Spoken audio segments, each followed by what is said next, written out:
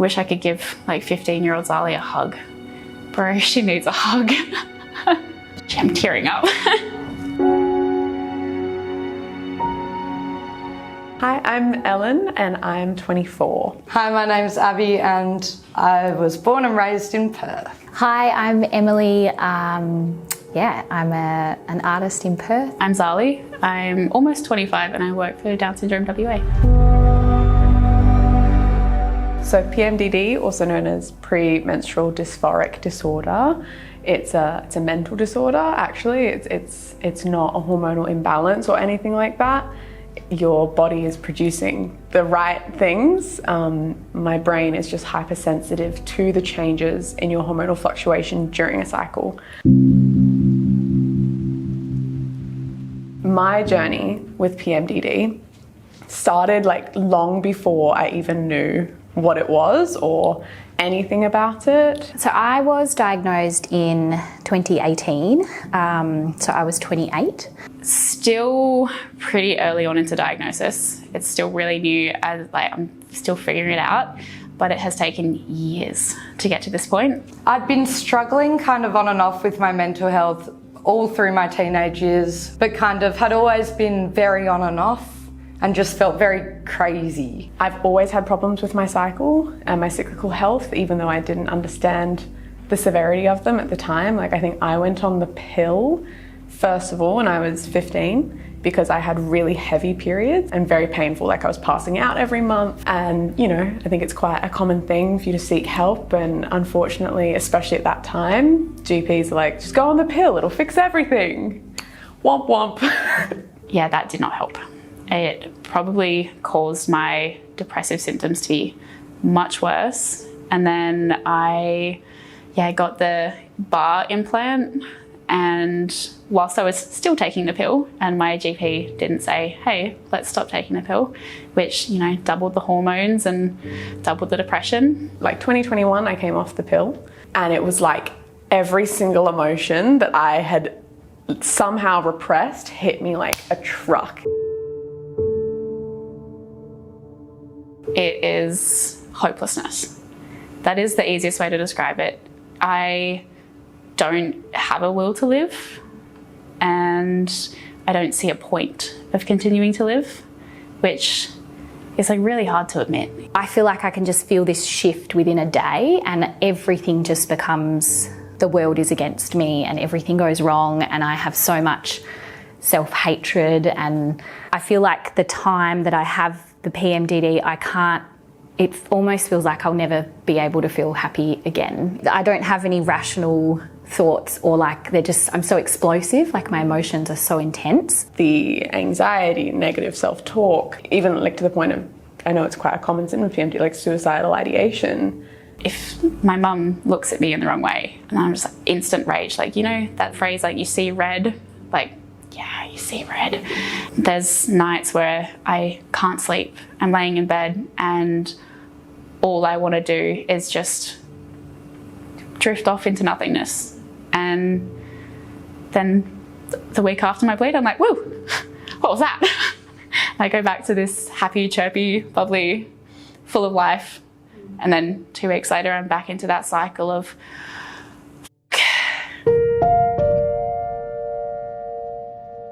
I think sometimes it does affect my relationships in terms of I'll just disappear. I disappeared for the week before, and I've had people come to me and be like, that really hurts me because we were mid-conversation and you disappeared for 5 days, including like romantic partners and stuff. And I'll be like, oh, I'm sorry, because the anxiety just overwhelms me. We're a normally chatty person as well.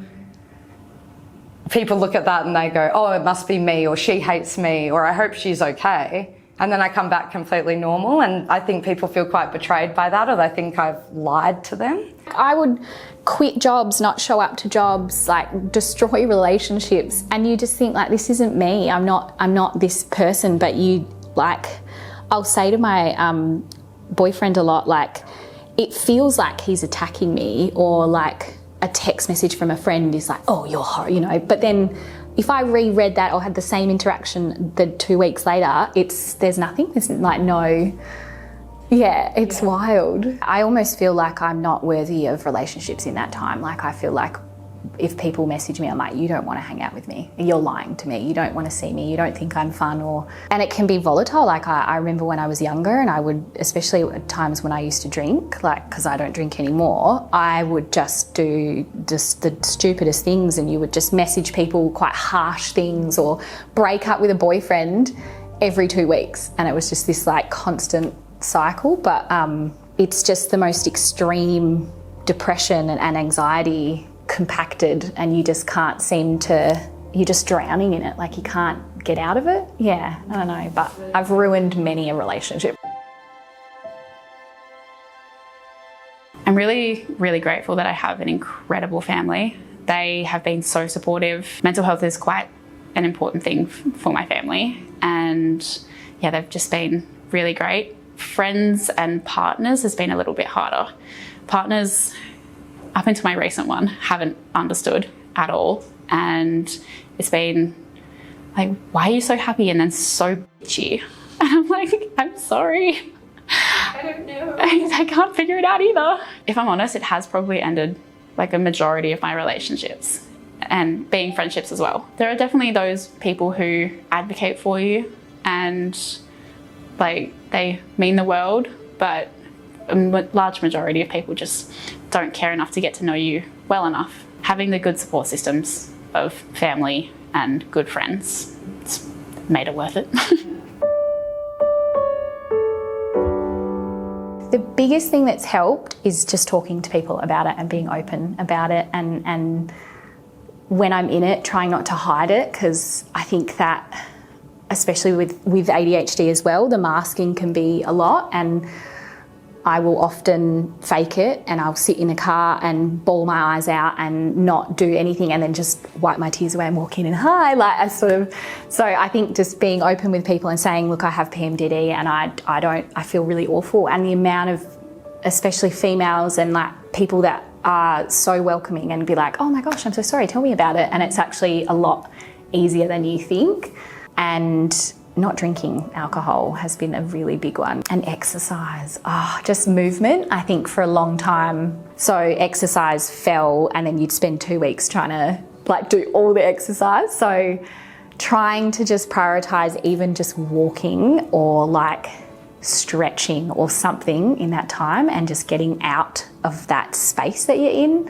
And I think that's probably why COVID was so difficult, because you couldn't do those things that you had implemented to help. Allowing myself the grace to kind of slow down and acknowledge that I'm not crazy.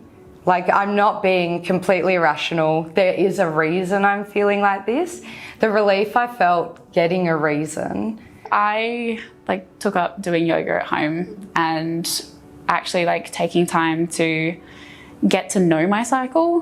When I start feeling that kind of first inkling of hopelessness is when I'm like, okay, let's implement the strategies. And that's physical exercise, going for walks. If I can't do anything, I text my partner and I'm like, I'm feeling like this, and he knows. He's like, let's go for a walk. Eating well, because I love eating, I love food. Yeah, that has been something that's brought me joy in those moments where I'm like, fuck it.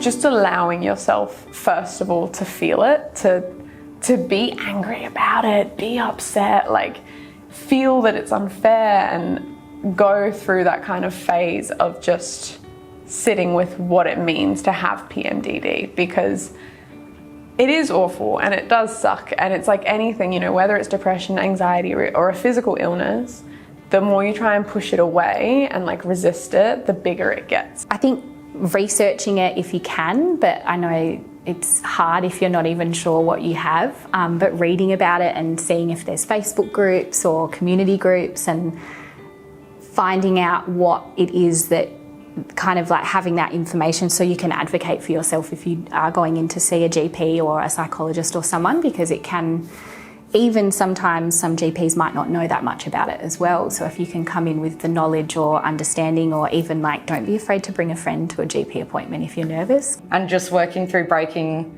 that shame within myself. And I'm just trying to sleep more and do, all of the physical health things that should help the mental health, that should help the hormones and like all of that, hopefully. Going to a therapist, I'm very fortunate. I have a wonderful therapist and I really prioritize her. So understanding things that have happened in my past that I'm also maybe running from that are only exacerbating symptoms, because PMDD is a mood disorder. Any mood disorder is going to be inflamed by other characteristics or past traumas. So unpacking them, big or small, has been huge. Advocate for yourself. Really strongly advocate. You know what's going on in your body. And if your GP doesn't listen, find a different GP.